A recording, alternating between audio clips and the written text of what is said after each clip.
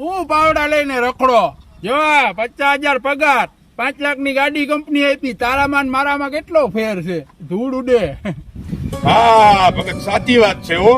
ફેર તો જાજો હે કારણ કે આ ભીખમાં મળેલી તારી પાસે ગાડી છે અને બહુ મોટી કંપનીનો તું એક મામૂલી નોકર છે.